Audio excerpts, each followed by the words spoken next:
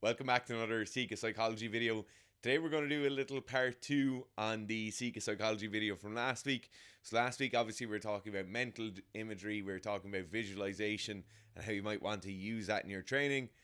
In a lot of the comments on last week's video, people were talking about different sports. So I asked you for what sports you might want to see like a sample imagery script from. Some of the sports, someone asked for some imagery advice for dating, swimming, weightlifting, an air reverse surfing maneuver, which is incredibly impressive if anyone hasn't seen it, judo, rock climbing, soccer, football, rugby, and a few others. So where are we going to start here? Well, we'll definitely give a few examples in this video of how you might go about one of those sessions. We'll also talk about what are important things to include in a mental imagery script or in a visualization piece. What we're going to start off with though is looking at these sports and try and break them down into, okay, what's involved with these different sports? What's important from a imagery aspect or a kind of visualization session aspect. The first thing is that you have a kind of main divider when you look at different skills, right? And then that's whether it's an open skill or a closed skill. So when you look at an open skill, there's usually a number of variables involved that aren't within your control. A closed skill is usually a skill that's performed in the absence of kind of variables. So the examples of that would be somebody playing darts. It would be figure skating, even some strokes in golf. If you're always trying to hit a drive as straight as possible, you can consider it to be a closed skill, because although there's open aspects within it, as in the course will change, the conditions you're playing within will change, a lot of what you're dealing with is a closed skill. Free throwing basketball is another kind of classic example. Then you have these ones in the middle, so it might be like a place kick in rugby, certain swings in golf where the environment you're taking place in might change slightly. Like, it's never going to be too drastic. You're never going to be playing golf on a runway as a plane is flying overhead. You're never going to be taking a rugby place kick in a swimming pool. They'll always be in a fairly similar surrounding, but there's definitely different aspects of play. So they might be different lengths, there might be different atmospheric or environmental conditions, and they're not specifically closed, but they do have some closed aspects to them. It's the same kind of swing, same kind of movement every time. Then when you look at an open skill, examples of open skills would be like wrestling, fighting, tackling in a rugby match. All of these are skills that are very much the defining factor of the skill is outside of our control. We can't control how the person is going to interact with us. We can't control how we're going to be able to control a certain situation, when we're going to be able to push, when we're going to have to pull back and be slightly more reserved. So obviously when we look at doing a mental imagery script, it's going to be easier, or there'll be less obstacles in our way if we're doing a mental imagery script for a closed skill. So in the case of a rugby player who's looking to a mental imagery skill, when they look at different aspects of the game, it's going to be a lot easier for them starting off to pick one of the closed skills they might have. So if you were a hooker and you're visualizing throwing the ball into a line out, or you're a place kicker and you're visualizing kicking from a certain area within the pitch, that's going to be a lot easier than you doing a visualization session where you're thinking about tackling, or you're thinking about an evasion drill where you're trying to get away from somebody, maybe a certain kind of sidestep or a certain set piece you're doing. That will be more difficult than doing the closed skill for fairly obvious reasons. A lot of people who commented last week talked about weightlifting, and weightlifting is about as closed a skill as you're going to get in a lot of kind of power sports. So weightlifting, throwing, a lot of these sports require huge amounts of physical exertion, but then again, almost nothing changes. So a barbell in Ireland is identical to a barbell in Russia, is identical to a barbell in China. All of these things, almost all platforms are the same. 20 kilos somewhere should be 20 kilos plus or minus 1%, basically around the world. So that is the kind of ultimate closed skill when you look at the power sports, and it allows us to be really kind of refined when we look at mental imagery and visualization sessions. Right. When they look at studies, other things that obviously play in besides just whether it's an open or closed skill is the level of experience the practitioner has within that sport, right? So if you get a highly experienced weightlifter and get them to visualize a snatch or visualize a clean and jerk, they're obviously going to be able to visualize it a lot more effectively than somebody who has barely completed 100 reps of a snatch or a clean and jerk. It's just differing levels of experience allow us to use visualization and use imagery more than others. It's important to note though that when we look into like larger cohorts of people and well carried out studies, we have to start looking at, okay, there's different aspects within imagery, there's different aspects within visualization that are very, very important. And then we have to look at the level of experience someone has versus the open or closedness of the skill. And they start dividing this into 5 different areas of kind of use of imagery. So the first one is cognitive specific. So this is a sport specific skill. This might be an example of a place kicker thinking about bringing their foot across their body after they take a kick. It might be the example of a weightlifter keeping their knuckles down and their elbows high on a snatch.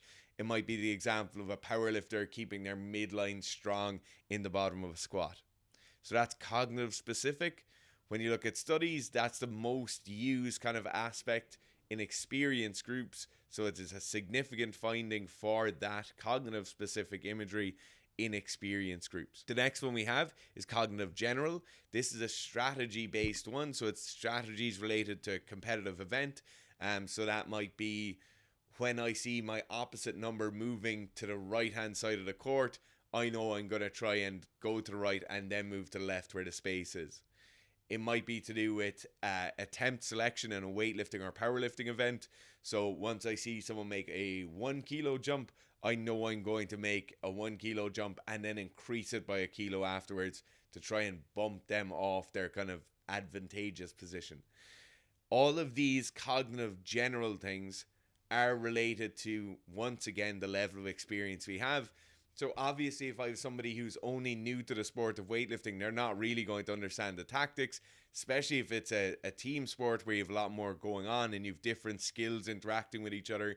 The cognitive specific and the cognitive general are only really used by the more experienced practitioners. The next one we have is motivational specific. This is around specific goals, goal setting, goal achievement. You'll have heard me talk about goal achievement theory on the channel before. This, as the third one in our kind of ranked list, is usually what you'd see when people are trying to bring themselves into a session, bring themselves into a competitive environment. They will use this motivational specific imagery to get themselves out the door, get themselves into a training session, get themselves into an environment. This will be commonly when you hear people as they go out on a pitch or as they're finishing the last half of a game or the last 10 minutes of a game, and they're rallying themselves or rallying other people to finish strong, finish the game off, think about where they're going to be at the end of the season. This is all motivational specific imagery. The next one we have then is motivational general arousal. So arousal, apparently going by the comments, is one of the most popular words in the Sika psychology series at the moment. What this is imagery around feelings of stress, anxiety, arousal, getting hyped. And this is what a huge amount of people will use in a competitive environment, will use imagery for. So they'll be using, or they'll be seeking high levels of arousal. They'll be looking for this kind of pump up sensation. And a simple mental imagery session before that is very, very useful. For a lot of the weightlifters and powerlifters on the channel, this kind of brief piece of kind of motivational hit tends to come in between attempts. It certainly comes after somebody has failed an attempt, and you'll see an attempt by coaches or by the athletes themselves to use some sort of kind of motivational general arousal imagery to try and just get someone going. So it might be to bring out higher levels of aggression. It might be to bring up a higher level of concentration or focus within the athlete. And usually this will be a way of talking or a reminder of the person of, you know you can do it because you need to feel tight in your back, or you need to be fast off the ground because. And this is all just seeking that higher level of stimulation within the athlete. This is really common when you see coaches shouting from the sideline or slapping someone on the back and saying something into an athlete's ear as they run onto the field. This is what you're seeing. motivational general arousal imagery being used in that case. Now, it can certainly be used away from the competitive environment or away from a training environment, but that's what you're looking at. The last one then we have is motivational general mastery. So mastery is something you probably would have come across at some point if you looked into kind of performance psychology or sports psychology. Mastery deals a huge amount with self-confidence, effective coping mechanisms, mental toughness, focus, control, concentration, all these separate aspects. And it's the classic case we always talk about, where it's being a better athlete. The mastery thing is wanting to not only achieve well in terms of the like quantitative goals we might have, so hitting certain goals, hitting certain numbers with your total, but mastery will also be a general or broader understanding of the sport of a whole, being able to in some way coach yourself, in some way control the level of arousal you have, being very confident in a training and a competitive environment. Right, so let's just do a specific example of a weightlifter who's in a semi-competitive environment, right? So you might have been lifting for 3 or 4 years, you're kind of going into being an intermediate level athlete, and you're looking to use some mental imagery for your training or for a competitive environment. Let's give you some common mistakes. First one, let's say you go too heavy in training too frequently. Second one, let's say in competition, you're nervous that you're going to miss something and you open too heavy. So you're nervous that you might miss 1 or 2 lifts and you won't get to go 100, 105, 110, and you really want to make 110. So you decide, I'm going to open at 110 and have 3 attempts at it. That's your second flaw, your imaginary flaw. And then for the last one, let's say you sometimes lose direction with your training and you don't stick to a plan, or you don't oftentimes make a plan and stick to it for a prolonged period because your focus might drift from one thing to another, or other things might come into your life and you just don't stay very consistent with your training. So the first case, right, you go too heavy too often in training. What can you do in terms of visualization with that? How might visualization help that? Or it's really quite simple. What you're looking for here is, why do you feel compelled to go heavier? So if you're a powerlifter or weightlifter, crossfitter, somebody who lifts weights in the gym, you like lifting heavy weights, right? And everyone enjoys lifting heavy weights. That's why we're there. Nobody goes to the gym so you can lift mediocre weights forever, right? Everyone wants to get stronger. Everyone enjoys doing the activity, and heavier the weights, or the heavier the weights, the better. But what you need to, in this case, use imagery for is, you need to start looking further down the road.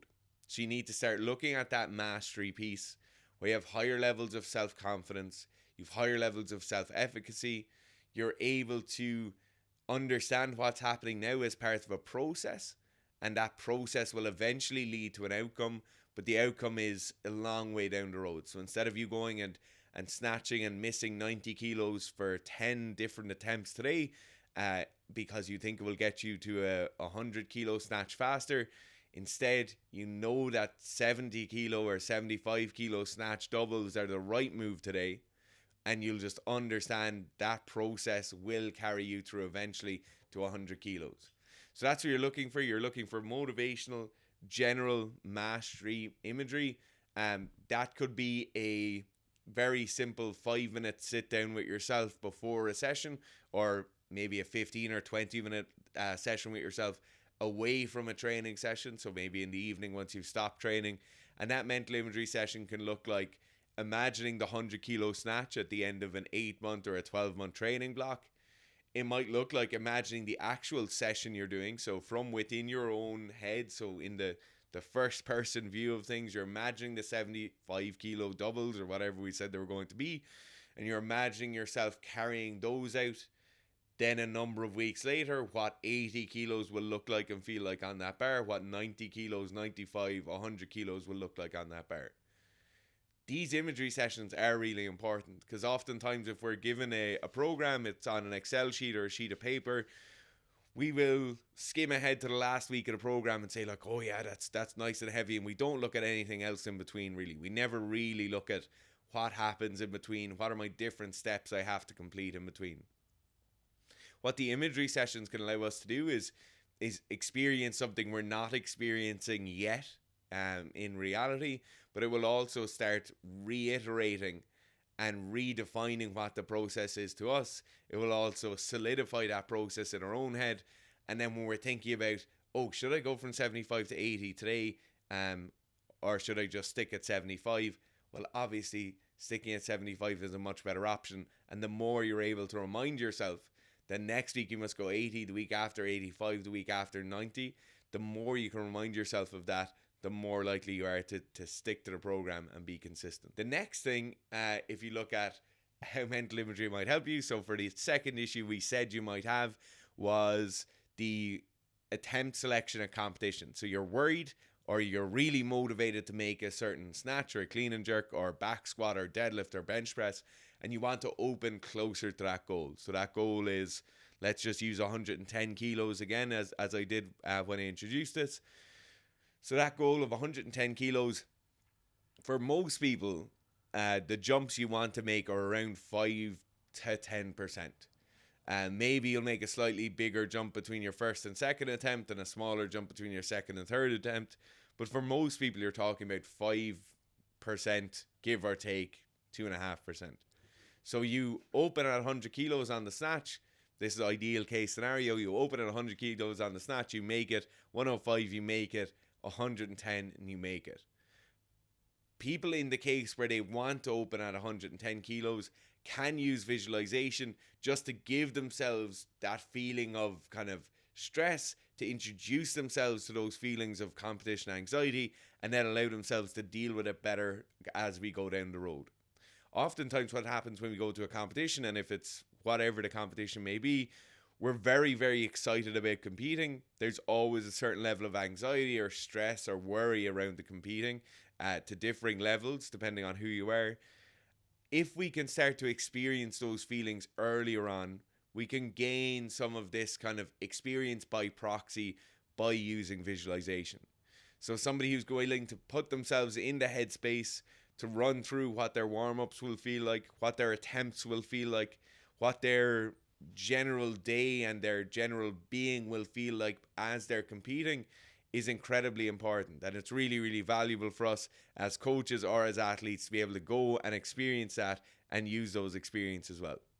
The last case then is somebody who might go off a program fairly consistently, right? Or they might really train hard for 2 or 3 months and then they kind of fall off, or they'll get injured, and through their injuries it might be like an overuse injury that they kind of force themselves to get because they might have pushed something a bit too hard. How are you going to use this kind of setup with the mental imagery training to get better at that? Well, there's a number of ways here, right? So we talked about motivational specific imagery, how you might use that, what that might look like. In this case, having specific goals and being very specifically motivated in a certain direction can help someone to stay on track. So doing a mental imagery piece or a visualization session around that specific goal, whether that's getting to the Olympics all the way down to being able to snatch with an empty barbell, they are very, very valuable. But there's also other things going on here, right? So cognitive general, so like strategies relating to your sport, what programs should look like in your sport, what sessions should look like in your sport, what your lifestyle should look like to achieve certain things. Visualization can be very, very valuable for these. Also, the motivational general and mastery, so being able to understand that like mental toughness, resilience, grit, all of these things allow you to stick to a program a hell of a lot better, and you can use mental imagery sessions to do that. So what kind of person do you want to be? What kind of athlete do you want to be? Do you want to be that person who kind of comes in and out of training or drifts in and out of training? Do you want to be someone who actually has a consistent path going the whole way? Do you want to be the kind of maverick who just shows up to a competition and might hit good numbers? All of these things are things that can be helped with visualization, can be helped with mental imagery. And I think if you're watching this video, you probably have some of these faults, or you might have a fault similar to this, and mental imagery could be really valuable for you in that case. If you have questions about that, please pop them below in the comments. We'll do our very best to get to all of them. I hope you enjoyed today's video, and thanks for watching.